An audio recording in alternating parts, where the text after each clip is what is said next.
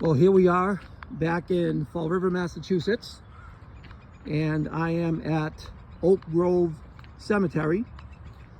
Many of you who are subscribers to my YouTube channel have seen me produce videos here in the past, especially at the grave site of Lizzie Borden, her sister Emma, and of course Andrew and Abby Borden, who were murdered August 4th, 1892 at 92 2nd Street here in Fall River.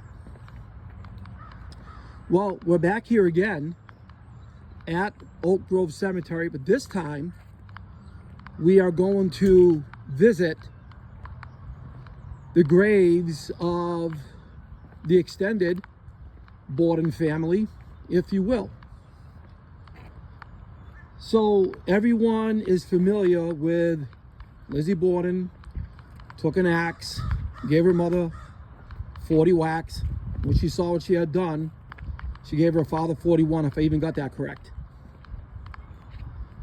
But not many people are familiar with Eliza Borden.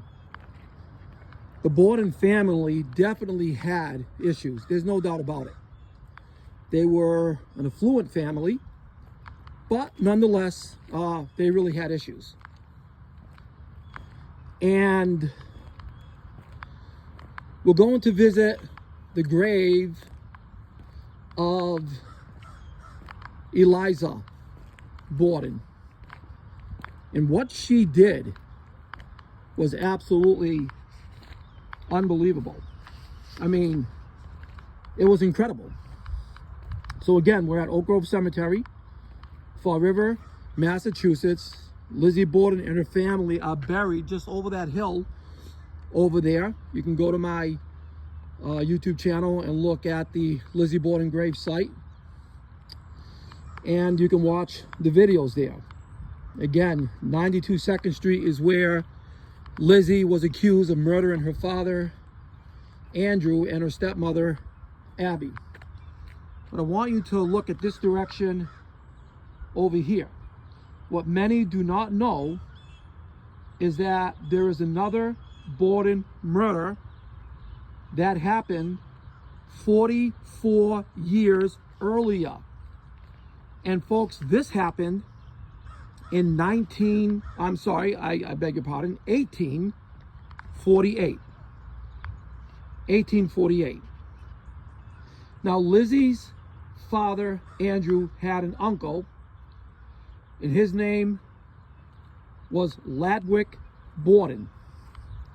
In 1848, Ladwick lived next door to the house that would later become famous for the Lizzie Borden murders. Now, we know today the house still stands at 92 2nd Street, but not the house where Ladwick and his wife, Eliza, used to live. Today, it is occupied by a coffee shop. That coffee shop stands on the location where this horrendous event took place. He occupied the residence with his wife, Eliza Borden, and their 3 children. Maria was the eldest. Then there was Eliza Ann, and she was only 2 years old. And of course, another child, an infant, named Holder. Both houses, side by side, stood on 2nd Street. Now, Eliza, and this is where she's buried, she's right here. Eliza Borden was an unhappy woman. Giving birth to 3 children in a row left her with, well, I guess what they would call severe postpartum depression. Eliza grew more troubled by the day, and they say that until one afternoon she took her 3 small children down into the cellar and dumped them into a well, or a cistern, if you will. Eliza then stepped behind the chimney and with Ladwick's straight razor slit her throat and bled to death as her children cried and drowned. So again, this is Ladwick right here, and this is Eliza. Now, when they were finally discovered, all but the eldest girl, Maria, and I believe that's where she is right here. Maria was the only one to survive. Ladwick later went on to marry twice more, and Maria married a man who would often board at their house when she was a child. The house was later sold to a Dr. Michael F. Kelly, who lived there during the time of the Lizzie Borden murders. The doctor's wife, Caroline, was the last person to see Andrew alive on August 4th, 1892, as she walked off to a dentist appointment that morning. A house, though much altered, still stands there today, and once a year a group known as the, you ready for this? The Mutton Eaters. The Mutton Eaters. Rotten mutton was the last meal eaten by the Bordens. I don't think that's too appetizing. It was somewhat of a nod to Andrew's penny pinching ways, even though he had a lot of money back then. Now, these people known as the Mutton Eaters gather annually to visit the cellar where the Borden children and Eliza Darling tragically lost their lives in 1848. Now, it is still believed today by many, well, myself included as a paranormal investigator, that the children who drowned in the cellar do in fact haunt the cellar of what is today the Lizzie Coffee Shop next door to the Lizzie Borden house, where again Andrew and Abby Borden were murdered on August 4th, 1892. Now my group and I will be investigating the cellar of the coffee house where Eliza murdered her children before taking her own life, again with the straight razor from that belonged to her husband, Ladwick. Now, the question is, will we find paranormal activity there? Will we make some sort of contact with whatever spirit might be there?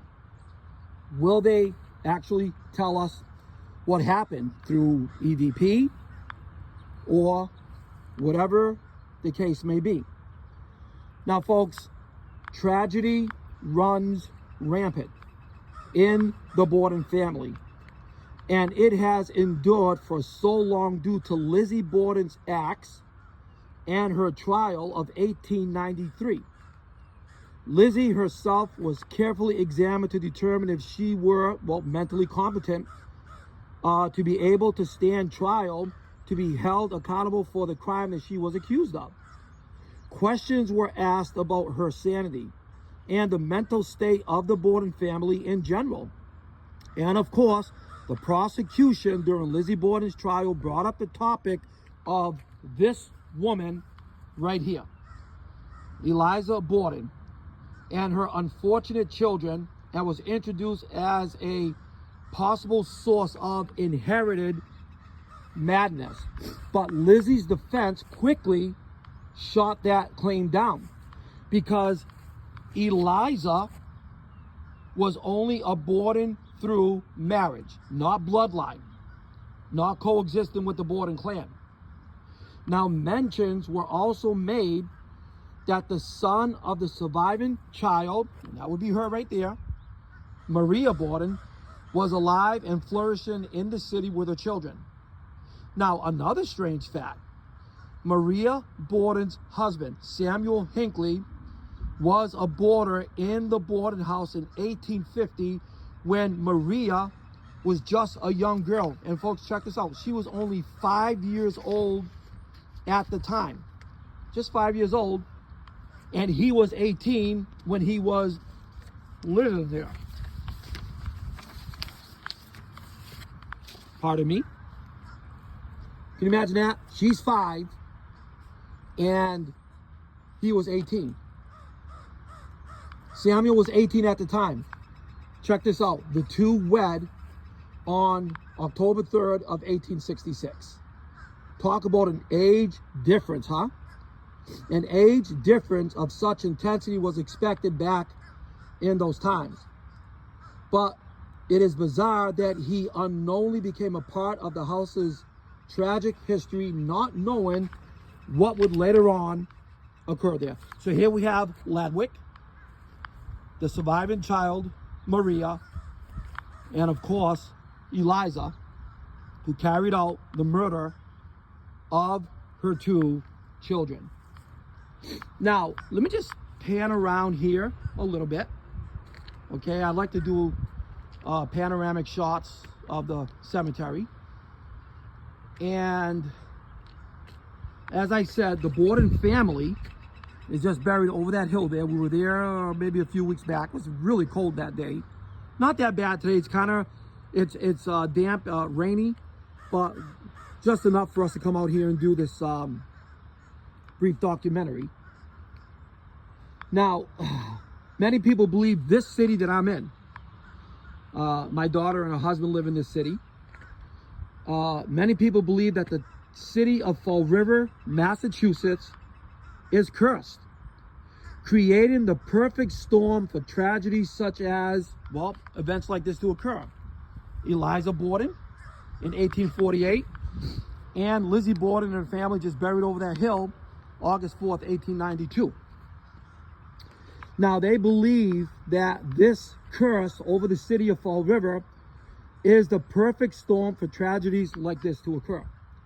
Even the satanic panic of the late 70s swept through Fall River when the Fall River murders were committed. There were 3 homicides that took place from October 1979 to February of 1980. And this was carried out by a satanic cult. I remember watching this on the news as a young man. There were 3 homicides that took place. The first murder was that of Doreen Levesque, who was found under the Diamond Vocational High School bleachers dead, not too far from where we are right now. The second was Barbara Raposa, and this occurred in November, and her body was not discovered until late January of the following year. Now, the third murder was that of Karen Marchson, and portions of her skull were found in April of 1980. But the thing is, her body was never recovered fully. Andy Malteus was convicted and sentenced to life for the murder of Miss Raposa, and Carl Drew and Robin Murphy were eventually charged with Marston's murder. No one was ever convicted for the murder of Doreen Levesque. So the question is, YouTubers, what makes this city, Fall River, Massachusetts, such a hot spot for murders, tragedies, and subsequent paranormal activity?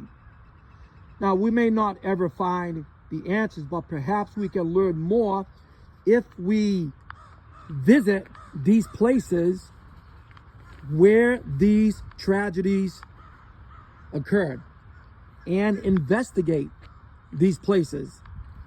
You never know what might come up on EVP, electronic voice phenomena. You never know what you would even catch on video. This is the reason why my group and I are going to the Lizzie coffee shop into the basement, and we are going to conduct a paranormal investigation